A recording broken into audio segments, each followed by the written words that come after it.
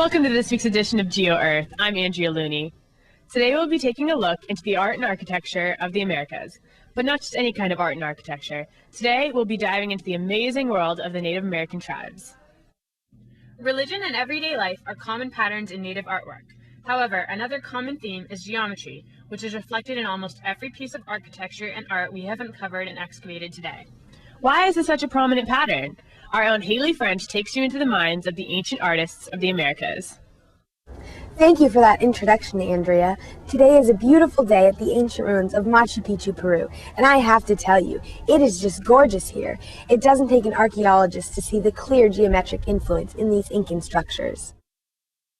The distinctive style of the step pyramids is chock full of geometric shapes. It's like taking a trip back to my kindergarten classroom.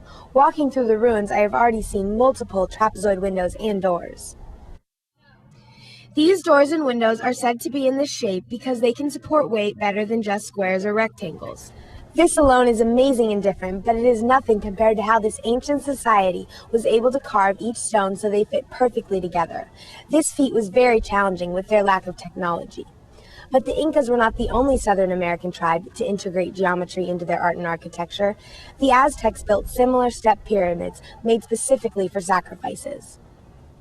Speaking of geometry and architecture, don't we have a specialist standing by in the studio right now? Yes, in fact I do. I have here with me Maxine Ward of Studio E Architects in downtown San Diego. Hi Maxine. Hi. Alright, well we're just going to jump right into the questions. First question, how long have you been an architect? I've been an architect for about 10 years. I graduated from school in Edinburgh, in Scotland, Edinburgh College of Art, and I've been working in San Diego for about 5 years. Okay. When working on a project, how does geometry influence what you can and can't do?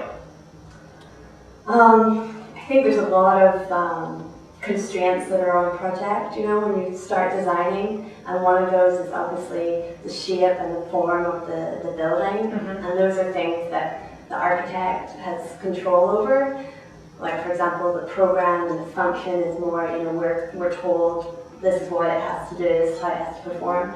So I think when we're designing, you know, the geometry, you know, that influences how we design the building, and so, you know, there's more complex forms and there's more simple forms, and the simple right angles, you know, that's the most basic architectural form that there is, and so I think, you know, you start from there and you think about the purpose of the building. Is it an iconic sort of building? Do you want to do something really dramatic? And you start to manipulate the geometric forms of the building to do sort of what you want to do.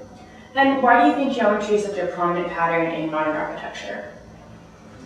Well, modern architecture tends to have less, what's the word for it?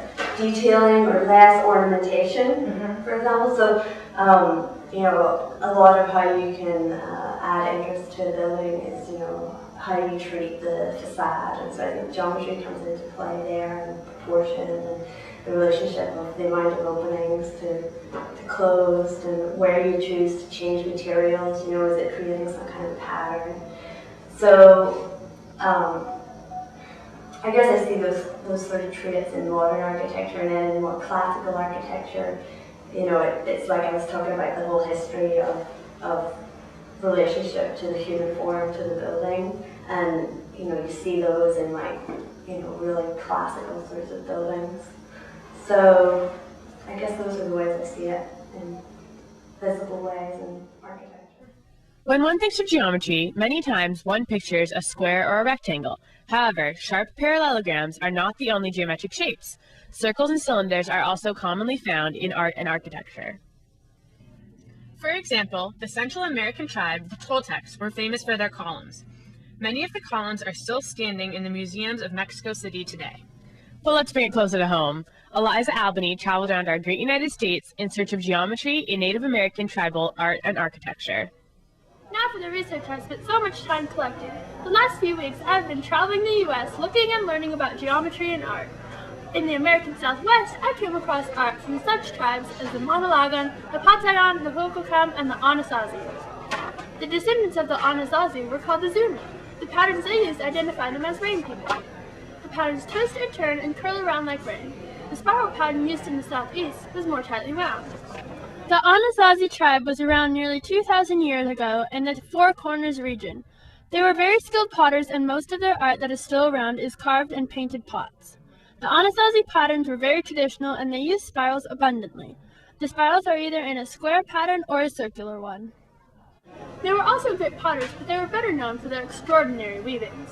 The shape they used most was a diamond shape, but they were not limited to that one shape. They also used a rectangle and triangle. I would have to say that this diverse culture was one of my favorites to study. I have had the opportunity to study up on that specific tribe myself. After hearing what you learned and doing some research of my own, I have to say I fully agree. One thing that I know you touched on really fascinated me. I believe that the weaving of the Navajo tribe was exceptional. Rug weaving was a popular and treasured art form, and the skill is still popular today. Woven blankets by the Navajo and many other tribes are known for their geometric shapes. The Sioux tribe, for example, had a popular shape that was found in many of their woven pieces. This shape was the 8-pointed morning star. One kind of Navajo blanket, called a sarapa, has a combination of stripes, diamonds, and other geometric shapes. Another interesting fact is that real Navajo blankets are made with an intentional flaw. It is nice to know that in the hustle and bustle of contemporary life, there is still one constant pattern that we can trace back to our earliest ancestors and follow around the world like a clearly marked path. Geometry is a key factor in almost every piece of history of the tribes of the Americas. It is interesting to think that in a way, geometry is the backbone of modern culture. Geometry is the backbone of today.